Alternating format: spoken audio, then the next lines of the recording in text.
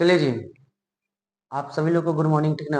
और आज हम लोग जानेंगे चैप्टर 1 का, ज्योग्राफी में 10th क्लास का शुरू करने वाले हैं। क्या शुरू करेंगे? ठीक ना। तो वन एवं वन्य प्राणी संसाधन के बारे में जानने वाले हैं। और हम लोग का भूगोल का भूगोल का क्या कहलाता है, 10 क्लास बिहार बोर्ड का हम लोग जानेंगे। पाठ 1 है, पाठ 1 का क्या है, ये ग है, ठीक ना।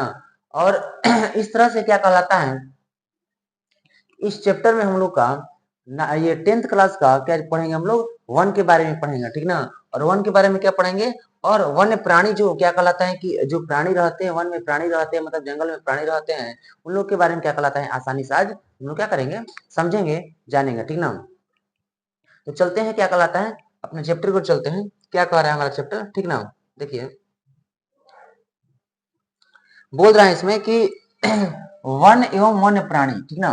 वन एवं वन्य प्राणी, ठीक ना। चलिए, इसमें क्या कह रहा है कि अगर बात करेंगे मानव और वनों का संबंध क्या है, मानव और वन के संबंध के बारे में हम लोग जानेंगे, समझेंगे, ठीक ना। कह रहा है कि अग्नि का आविष्कार, अगर बात करेंगे आग के आविष्कार के बारे में बात करेंगे, तो आग पर नियंत्रण मानव सभ्यता का एक महान आविष्कार था पहले, क्योंकि आग के बारे में वे लोग नहीं जानते थे, पहले आग के बारे में वे लोग नहीं जानते थे, ठीक ना।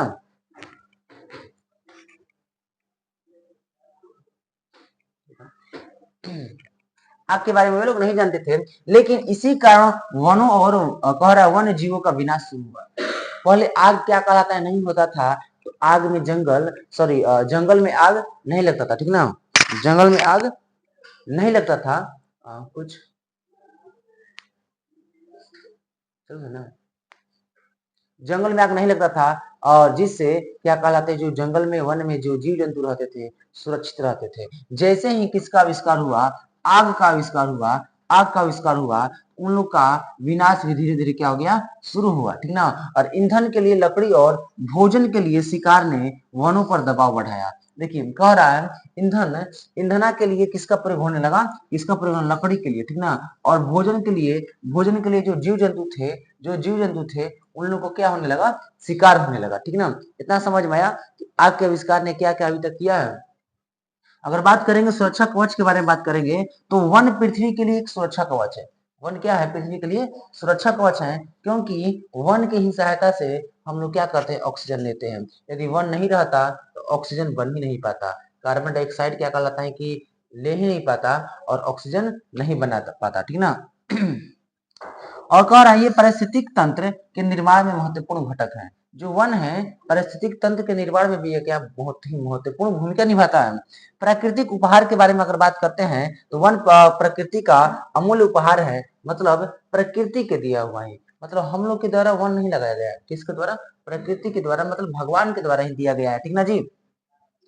सृष्टि के आरंभ से ही मानव का पोषण वनों द्वारा हुआ है। कह रहा है मानव का पोषण, मतलब मानव का विकास किसके द्वारा हुआ है, वन के द्वारा हुआ है। क्योंकि आप लोग को पता है कि शुरुआती दौर में मानव कहाँ रहते थे, वनों में रहते थे। अपना भोजन कहाँ से प्राप्त करते थे, वनों से प्राप्त करते थे, ठीक ना। और जानवरों से प्राप्त करते थे, और जो जानवर वो भी कहाँ रहते थे, वन में ही रहते थे। तो यहाँ से स्पष्ट समझ में आ रहा है कि जो सृष्टि का विकास हुआ, मानव का विकास हुआ शुरुआती दौर में, वो किससे हुआ था, वन से हुआ था, ठीक ना। चलिए आगे क्या कर रहा है, आगे बोल रहा है कि ऊर्जा का स्रोत क्या है। अगर बात करें वनस्पति ही जीव मंडल में सभी जीवों के लिए खाद्य ऊर्जा का प्राथमिक स्रोत है। प्राथमिक स्रोत मतलब पहला स्रोत वनस्पति, मतलब पेड़ पौधे से ही हम लोग क्या होता है, मिलता है, ठीक ना।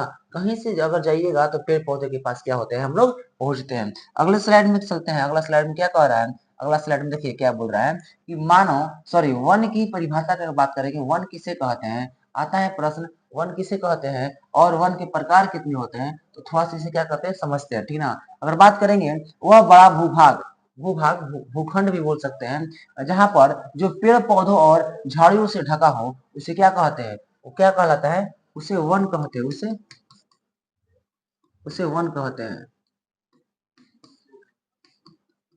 अभी क्या बताए, वह बड़ा भाग या वो बड़ा भूभाग जो पेड़ पौधे और किससे ढका हो, झाड़ी से, उसे क्या कहते हैं, वन कहते हैं। ठीक ना, चलते हैं आगे। अब चलते हैं, अगर बात करेंगे वन कितने प्रकार के होते हैं, दो प्रकार के होते हैं। ठीक ना, वन कितने प्रकार के होते हैं, दो प्रकार के होते हैं। वन वन दो प्रकार के, एक तो प्राकृतिक वन। कौन सा, प्राकृतिक। प्राकृतिक मतलब समझ में आ रहा है, जो अपने से उगता है। ठीक ना, जो स्वतः मतलब अपने आप विकसित होता है उसे प्राकृतिक कहते हैं। और एक दूसरा आता है मानव निर्मित वन, इसे वानिकी भी कहते हैं। कह रहा है जो मानव द्वारा लगाए गए और विकसित किए जाते हैं, जो मतलब मानव के द्वारा लगाया जाता है वैसा वन, जो किसके द्वारा लगाया जाता है, मानव के द्वारा, उसे क्या कहते हैं, मानव निर्मित वन। तो ये समझ में आया आप लोग को वन किसे कहते हैं। तो वन किसे कहते हैं जी, जो बड़े भूभाग पर, ठीक ना, बड़े भूभाग पर किसके द्वारा आच्छादित रहता है, पेड़ पौधे और किसके द्वारा, झाड़ियों से ढका रहता है, उसे वन कहते हैं। वन कितने प्रकार के होते हैं, दो प्रकार के। सिंटू कितने प्रकार होता है जी, देखो बाबू तुम बोलो, अगर तुम कमजोर हो तो मेरे साथ बोलो, ठीक ना, तुम एकदम ऑटोमेटिक ठीक हो जाएगा। ठीक ना, मेरे साथ बोलो जितना हम चीज बोलते हैं। ठीक ना, तो वन कितने प्रकार का होता है, दो प्रकार का। एक तो प्राकृतिक वन होता है। कौन सा होता है, प्राकृतिक वन। प्राकृतिक वन किसे बोला जाता है, जो अपने से उगता है, जो किसे बोलता है, अपने से उगेगा, जो स्वतः उगता है, उसे क्या कहते हैं, प्राकृतिक वन। और मानव निर्मित वन दूसरा होता है, मानव, जो मानव के द्वारा लगाया जाता है। ठीक ना, उसे क्या कहते हैं, मानव निर्मित। ये तो समझ में आया एकदम क्लियरली। ठीक ना, चलिए आगे चलते हैं। अगले स्लाइड में क्या कह रहा है, अगले स्लाइड में बोल रहे हैं जी कि विश्व में वनों की विनाश की स्थिति।